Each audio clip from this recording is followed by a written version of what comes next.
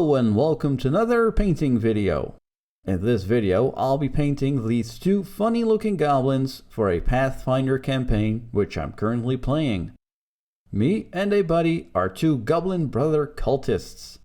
We're also undead, so I wanted to paint some creepy, sickly looking goblins. Let's begin, shall we?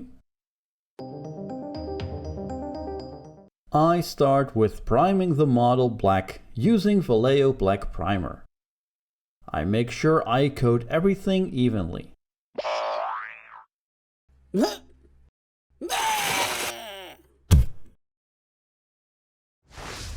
Then, spraying from an angle, I create a zenithal highlight using Vallejo White Primer. This will create a lighter undercoat while keeping all the dark areas black.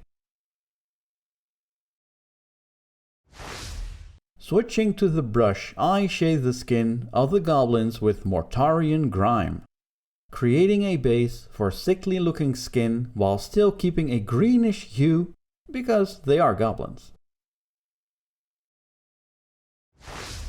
I paint the skin with Rakarth Flesh. I make sure the green base is still showing in the recesses and I water the paint down to make it less opaque. Next, I paint the skin with a mix of Rakarth Flesh and Pallid Wish Flesh. The mix is about 1:1. I go over the skin again and focus on the areas that are the brightest. I mix in more Pallid Wish Flesh in the previous mix, so it's about 1:2. I go over the skin again, but my highlights are getting smaller and smaller. I end with a highlight of pure Pallid Wish Flesh, only on the brightest spots. And here we have some sickly looking goblin skin. I've used this recipe for sick skin a lot and I haven't found a better one yet. You can also experiment with other shades for an undercoat to create different hues. I'll be painting two different kinds of leathers. First, I paint the jacket with Gryph-Hound Orange. The remaining boots, straps and gauntlets I paint with Gore-Grunta Fur. Then I give all the leather a wash of Agrax Earthshade to dirty them up and darken the hues a little bit. I highlight the first leather with Deathclaw Brown and the second with Scrag Brown.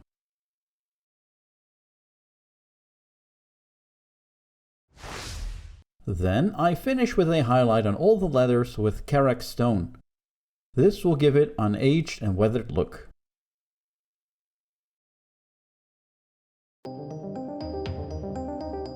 One of the goblins is a rogue, so he has to have a cool looking cloak and hood. I first paint his cloak with Nightlord's Blue. I watered down the paint so the zenithal highlight shows through.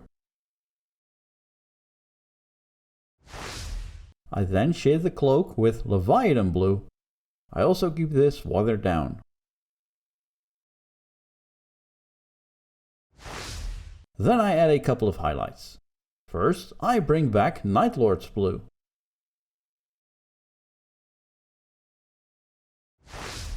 Then I use a mix of Nightlord's Blue and Alaitoc Blue.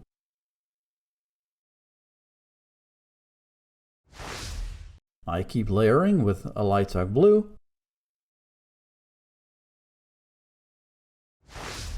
And end with a highlight of Blue Horror.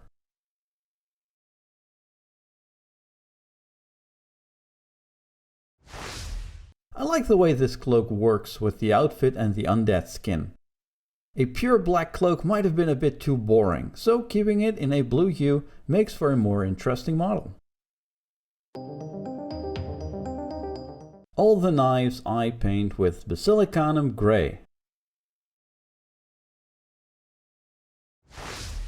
The guards on the knives and the earrings I paint with Snakebite Leather. My new favorite contrast paint to paint non-metallic bronze. The metal gets a highlight of Administratum Grey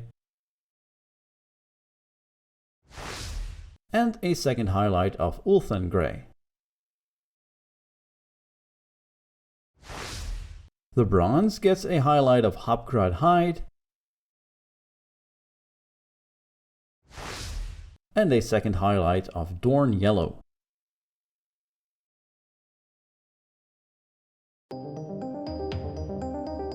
Time for some eyes. First, I paint them with Wild Rider Red. I highlight them with Fire Dragon Bright and end with a small dot of Dorn Yellow, which is my new favorite highlight color. It goes with everything.